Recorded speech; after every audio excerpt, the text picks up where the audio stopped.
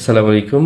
Samsung এর একটি phone এই M02s এই ফোনটির জন্য অনেকবার ফোন দিয়েছে। দেখুন প্রবলেম হচ্ছে ওয়াইফাইটা একদমই পায় না, কম পায়, রেঞ্জ কম পায়। তার কারণ হলো অ্যান্টিনা কিন্তু অ্যান্টিনার যে পিনগুলো থাকে সেগুলো ভাঙা। দ্বিতীয় হচ্ছে নেটওয়ার্ক আইসির অ্যান্টিনায় কাজ করা এবং কি এই ফোনটা এই মুহূর্তে কিন্তু বর্তমানে ডেড অবস্থায় আছে, অফ হয়ে গেছে। তো এই ফোনটির ইনফরমেশন অনেক আগে থেকেই উনি আমাকে দিয়েছিলেন যে এই ফোনটিতে এই সব সমস্যা রয়েছে। তখন উনি ইউজ করতে পারতেন ফোনটি, কিন্তু ওয়াইফাই রেঞ্জ খুবই কম পেত। এটি প্রধান একটি সমস্যা ছিল। তো উনি ময়মনসিংহ থেকে আসছেন, ময়মনসিংহে দেখিয়েছিলেন এই ফোনটি। আসলে উনি আ ভয় পেয়েছেন যে ফোনটি হয়তো কাজ করতে গিয়ে ডেড হয়ে যাবে এবং কি তারা তাকে নিশ্চয়তা দিতে পারেনি এবং আরও কিছু প্রবলেম, যেমন ওয়াইফাইয়ের প্রবলেমটি কিন্তু খুবই সিম্পল একটি প্রবলেম ছিল, অ্যান্টিনা ভাঙা ছিল। আর চাইলেই কিন্তু এটি সলভ করে দিতে পারত। কিন্তু এই বিষয়টি তারা শেয়ার করেনি বা বলেনি যে এরকম পিন ভাঙা আছে। তো যাই হোক, উনি ইউজার যিনি, উনিও সচেতন ছিলেন। উনি বারবার আমার সাথে যোগাযোগ করেছেন। প্রায় কয়েক মাস যাবৎ মাঝে, মাঝে ফোন দিয়েছেন। তা আমি ব্যস্ততার কারণে শিডিউল দিতে পারিনি। উনি আবার সরাসরি এসে কাজ করাবেন এরকম একটা চিন্তা ছিল। সরাসরি ফোনগুলো আমি আসলে নেই না, কাজ করতে চাই না। কারণ আমি একেক সময় একেক ব্যস্ততায় থাকি। সবসময় কাজে বসি না। অতএব হুট করে আসলে না পাওয়ার সম্ভাবনা বেশি। তো এই ফোনটি যখন নিয়ে আসলেন উনার সাথে কথা বললাম এবং ফোনটি বর্তমানে অফ অবস্থায় আছে। সিপিইউ রিভলভ করলেই ফোনটি অন হয়ে যাবে আশা করি। আর যে সমস্যাটি রয়েছে, নেটওয়ার্কের অ্যান্টিনা অনেক সময় এই অ্যান্টিনার পিনগুলো ভেঙে যায়।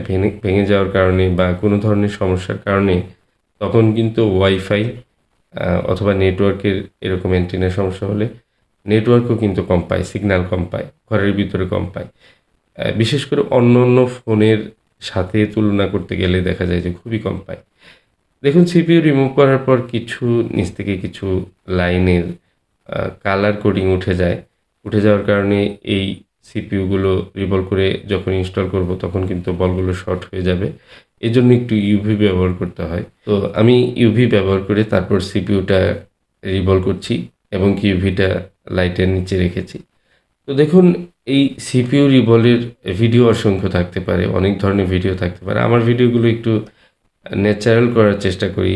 কোনো ধরনের খুব একটা এডিটিংয়ের যে অনেক সময় অনেক কিছু করা হয়, সেগুলো করি না। আমার ক্যামেরা থেকে সরাসরি ভিডিও যেভাবে আসে সেভাবেই নিই। জাস্ট অপ্রয়োজনীয় অংশগুলো অনেক সময় কেটে দিতে হয়।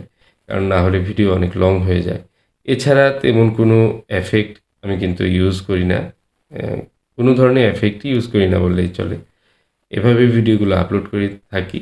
কারণ বর্তমানে যে এআই এর যুগ, ম্যাক্সিমাম দেখা যায় যে এআই দিয়ে অনেক কিছু কনটেন্ট তৈরি করছে অনেকেই।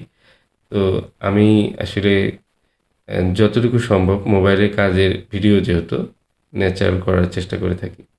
তো সিপিইউ ইনস্টল করার পরে হালকা করে একটু নাড়া দিতে হয়। নাড়াটা বেশি হয়ে গেলে বলগুলো শর্ট হয়ে যায়, তখন কিন্তু সমস্যা।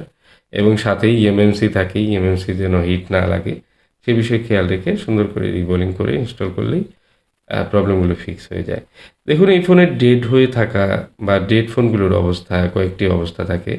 অনেক সময় দেখা যায় চার্জিংয়ে 0.6 এম্পিয়ার নিচ্ছে আই চার্জারে, 6 পোর্ট চার্জারে। ইভেন যখন আমরা চেক করতে যাই দেখা যায় যে ডিসি রিডিং কিন্তু অনেক সময় আ ডিসি রিডিং থাকে না বা খুবই সামান্য থাকে অনেক সময়। তো এ ধরনের অবস্থা থাকতে পারে।